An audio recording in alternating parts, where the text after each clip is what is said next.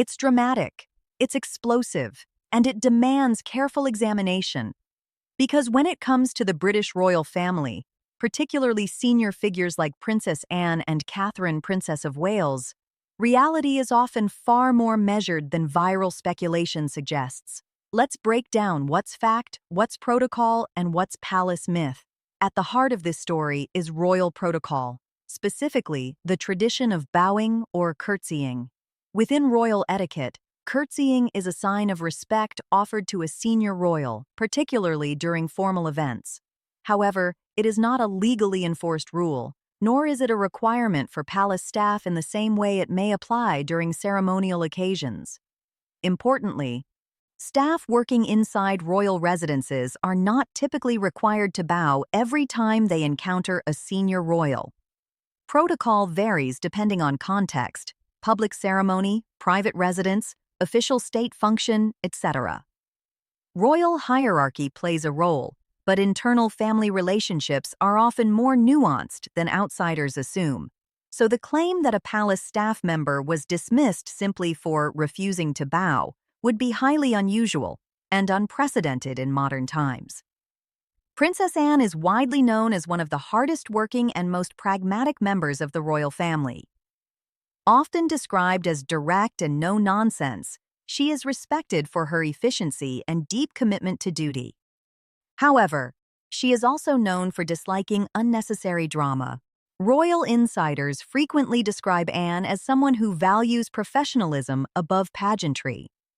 Her management style, according to longtime observers, emphasizes competence and loyalty, not ceremonial gestures.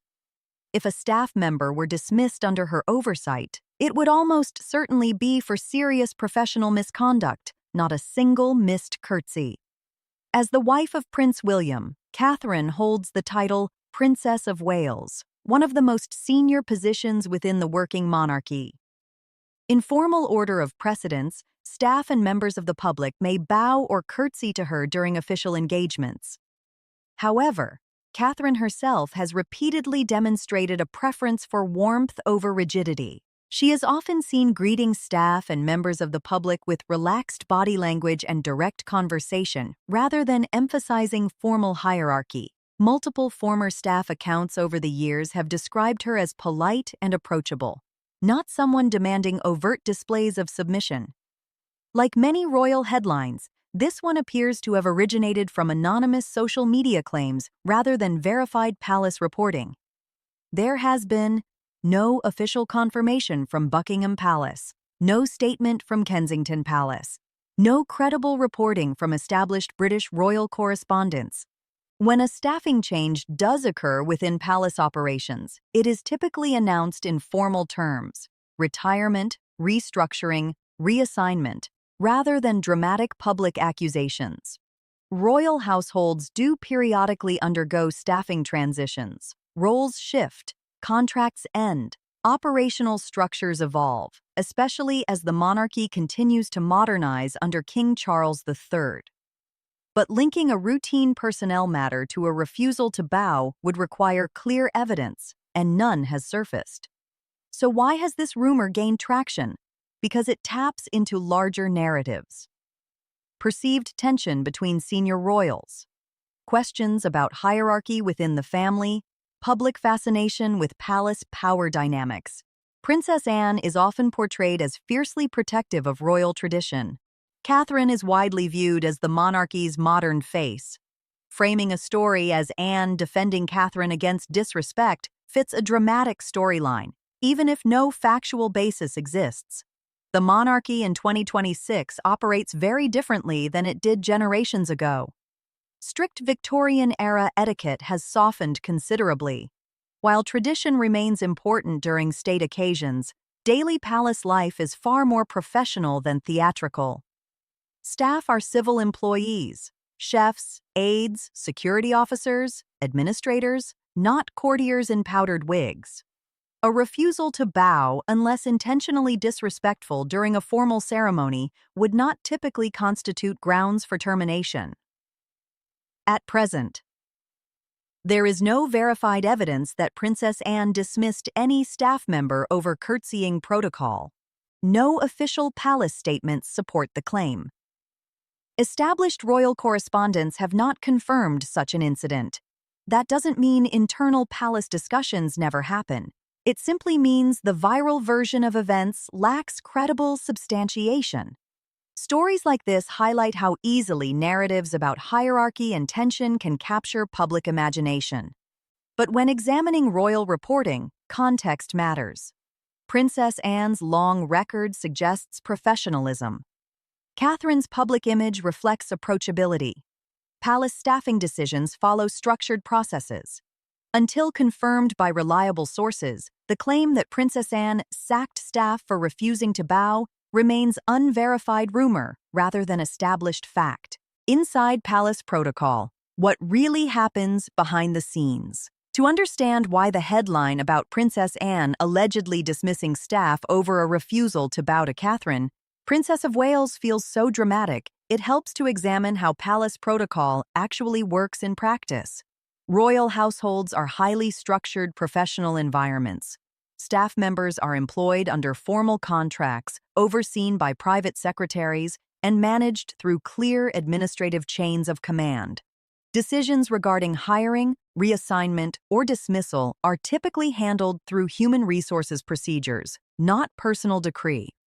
Contrary to popular imagination, senior royals do not personally fire staff on the spot over etiquette disputes. Any significant personnel matter would involve consultation with senior aides and legal advisors. The custom of bowing or curtsying is deeply rooted in British tradition.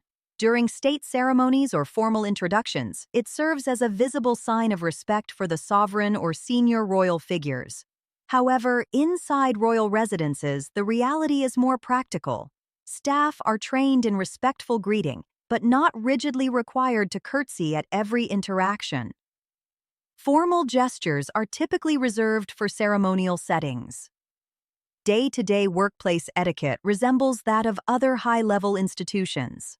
For example, at public engagements at Buckingham Palace or official functions, a curtsy may be customary. But in private offices or household corridors, a polite greeting is sufficient.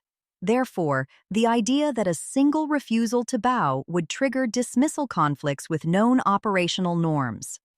Princess Anne has long been recognized for her efficiency and directness. Often described as pragmatic and results-driven, she prioritizes duty over spectacle. Colleagues who have worked within her household frequently characterize her as someone who values competence and discretion. While she respects royal hierarchy, she is not known for dramatizing protocol. If a staff issue did arise under her oversight, it would likely concern professionalism, confidentiality, or conduct, not ceremonial gestures. Catherine, as Princess of Wales, represents a more contemporary face of the monarchy. She balances respect for tradition with an approachable demeanor. Observers often note her relaxed interactions with staff and members of the public. During engagements, she frequently initiates handshakes and informal conversation before any formal acknowledgement of rank. This approach reflects a broader modernization within the royal household, particularly under King Charles III, emphasizing relatability and service. It would be inconsistent with Catherine's public persona to demand rigid displays of submission in private settings. Royal households operate behind layers of confidentiality. Because official statements are limited, gaps in information sometimes invite speculation. Social media amplifies emotionally charged narratives, especially those involving hierarchy, tension, or power struggles. The notion of Princess Anne defending Catherine against perceived disrespect combines two compelling themes: loyalty to the future queen, enforcement of tradition. Even without evidence, such a storyline resonates. The British monarchy has evolved considerably over the past century. Today's palace environment blends tradition with corporate governance. Staff structures include private secretaries, communications directors, HR personnel, security coordinators. Major decisions are documented, reviewed, and managed professionally. No reputable reporting has confirmed any dismissal tied to curtsying protocol. At a time when the monarchy continues adapting to modern expectations, symbolic gestures carry weight, but so does transparency. Senior royals are acutely aware that excessive rigidity risks alienating public support. The institution's survival depends on balancing dignity with approachability. Therefore, any narrative suggesting abrupt, ceremonial-based dismissal would stand in contrast to the monarchy's current strategic direction. As of now, there has been no confirmation from Buckingham Palace, no statement from Kensington Palace, no corroboration from established royal correspondence. In the absence of credible evidence, the claim remains speculative.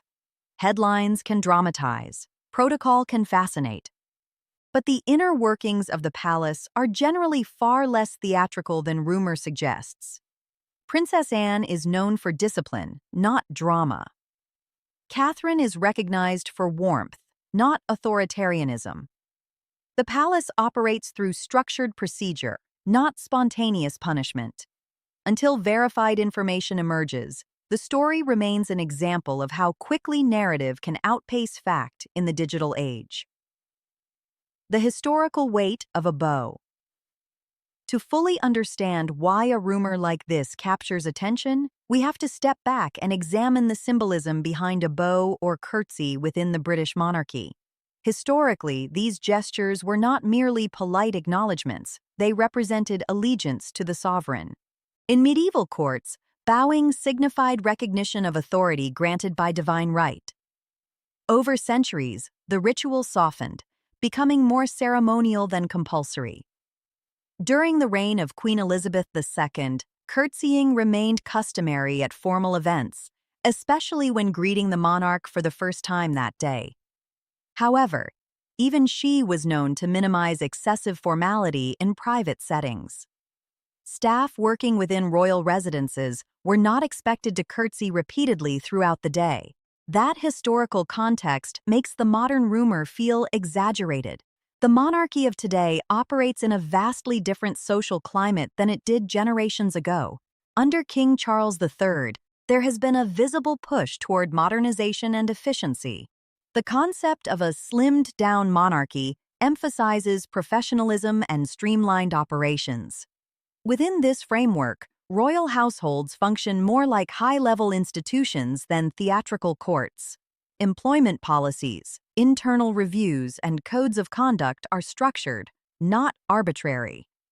Princess Anne's role within this evolving institution reflects continuity rather than regression.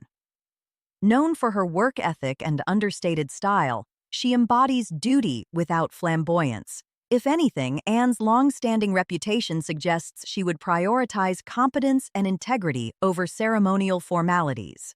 As Princess of Wales, Catherine, Princess of Wales, occupies one of the most visible and symbolically significant roles in the monarchy. Public interest in her actions, and in how others respond to her, is intense. Yet, over the years, Catherine has cultivated an image rooted in approachability. From school visits to community centers, she often places people at ease before any formal gesture occurs. Her style blends tradition with warmth. The idea that she would demand disciplinary action over a missed curtsy clashes with that established persona. If the rumor gained traction because it portrays Princess Anne as fiercely protective, that perception is rooted in reality, though not in the dramatic way headlines suggest. Anne has consistently defended the integrity of the monarchy through tireless service. Her loyalty to the institution is unquestioned. If she were to intervene in a matter involving Catherine, it would likely stem from safeguarding professionalism rather than enforcing symbolic gestures. Protecting the future queen's dignity would mean ensuring respectful workplace standards, not policing ceremonial minutiae. Royal stories often flourish in ambiguity. The palace rarely comments on minor staffing changes. Silence leaves room for interpretation. In an era dominated by social media, narratives escalate rapidly. A single anonymous post can morph into an international headline within hours. Add two powerful figures, Princess Anne and Catherine, and the story practically writes itself. But responsible analysis requires distinguishing between verified fact and viral fiction.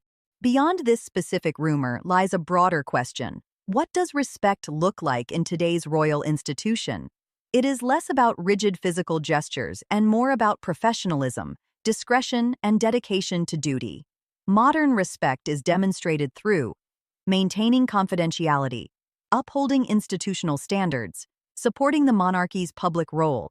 These values align far more closely with Princess Anne's leadership style than dramatic enforcement of curtsies. At present, no credible reporting confirms that Princess Anne dismissed palace staff over refusal to bow to Catherine. The historical weight of royal protocol makes the rumor intriguing, but institutional reality makes it unlikely. Princess Anne represents discipline, not spectacle. Catherine embodies warmth, not authoritarianism. The palace operates through structured governance, not theatrical decrees. In a monarchy navigating modernization, symbolism still matters, but professionalism matters more. And until verified evidence emerges, this story remains an example of how quickly dramatic narrative can overshadow measured truth. The media machine and the making of a royal narrative. When stories like this surface, they rarely begin in traditional newsrooms. Instead, they often originate from anonymous online posts, speculative commentary channels, or loosely sourced blog entries.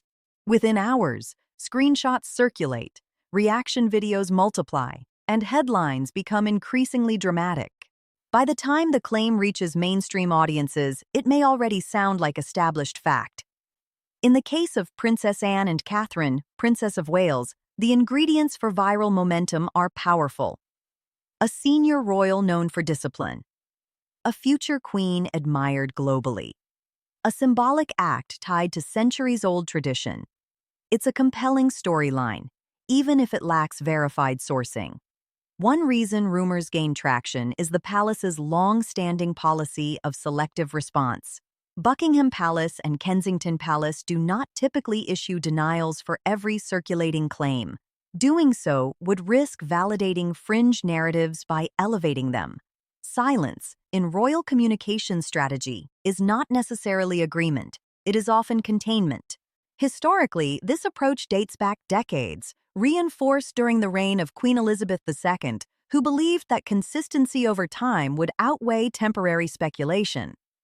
In the digital age, however, that silence can be interpreted as mystery, and mystery fuels storytelling. Royal household staff are career professionals. Positions range from administrative roles to chefs, archivists, communications experts, and security personnel. Recruitment processes are formal and competitive. If a dismissal were to occur, it would typically involve documented performance concerns, internal review, legal compliance procedures. It would not be the result of a spontaneous ceremonial disagreement. Princess Anne, known for her efficiency and structured approach to duty, has built a reputation around hard work rather than theatrical enforcement of etiquette. It's also worth remembering that behind headlines are real people, both the royals involved and the unnamed staff referenced in rumors.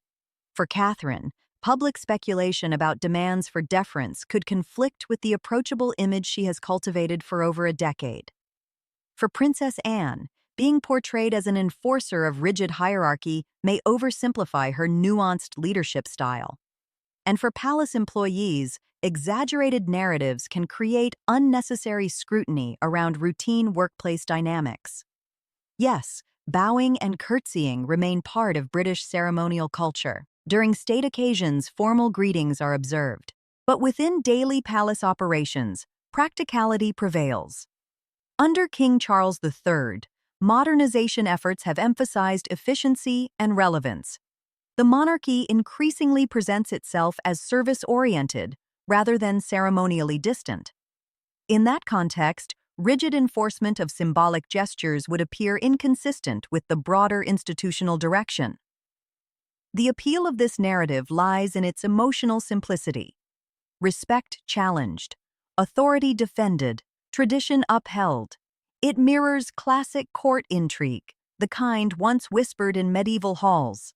But today's royal households operate within contemporary legal and organizational frameworks. Drama may attract clicks, but governance operates through policy. Until credible confirmation emerges from established royal correspondence or official statements, the claim that Princess Anne dismissed palace staff over refusal to bow remains unverified. The monarchy continues to balance heritage with modernity. Princess Anne remains one of its most diligent figures. Catherine continues to represent its evolving future, and the gap between viral narrative and documented reality reminds us of a larger truth. In royal reporting, spectacle often travels faster than substance.